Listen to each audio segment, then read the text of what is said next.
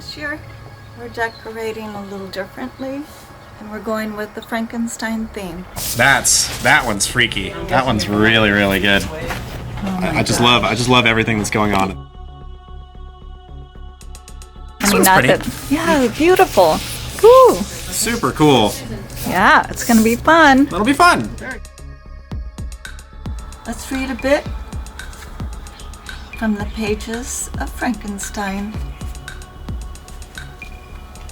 The captain on a voyage met the Dr. Frankenstein, and he was so concerned, and upon saving him from the frozen ice to be the doom of his death, took him on board and wrote of the stories the doctor had told him. After becoming friends, Frankenstein was able to tell him most of his life in confidence, and the captain wrote every word upon hearing. Thus, the story of Frankenstein. A being which had the shape of a man, but apparently of gigantic stature, sat on the sled and guided the dogs.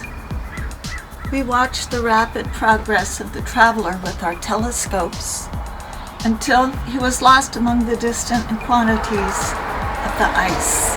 The appearance excited our unqualified wonder. We were, as we believed, many hundred miles away from any land, but this apparition seemed to denote that it was not, in reality, so distant as we supposed. Shut in, however, by ice, it was impossible to follow his track, which we had observed with the greatest attention.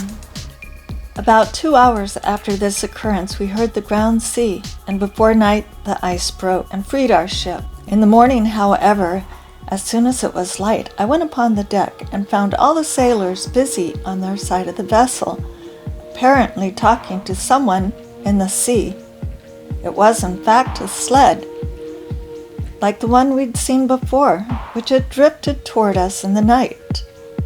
On the large fragment of ice, only one dog remained alive, but there was a human being within it, whom the sailors were persuading to enter the vessel.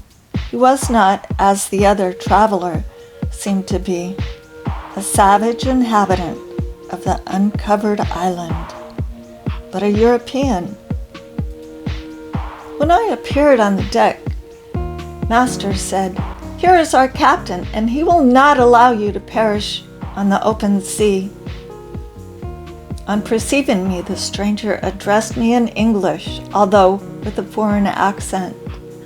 "Before I could come on board your vessel," he said, "will you have the kindness to inform me whither you are bound?"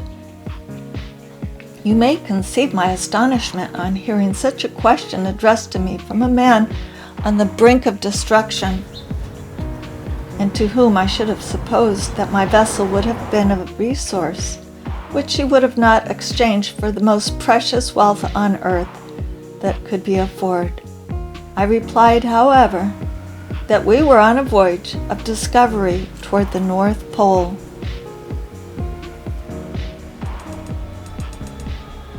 These two posters I put in frames and hung them from the ceiling. I did paint the edges and filled in the blank area because the poster ended right here. And you can see I put in the hand, I put in Frankenstein's ear.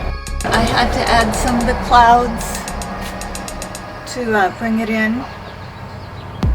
And since the poster was smaller, and it's a fun idea hanging them from these eye hooks to the ceiling. That way you don't have to worry about putting holes into your walls. Did you know the monster was a vegetarian? Rose yellow and green, the color of a gorgeous avocado. I know I can't help it. I used to be an ice cream lady. I want to wish you all a happy Halloween.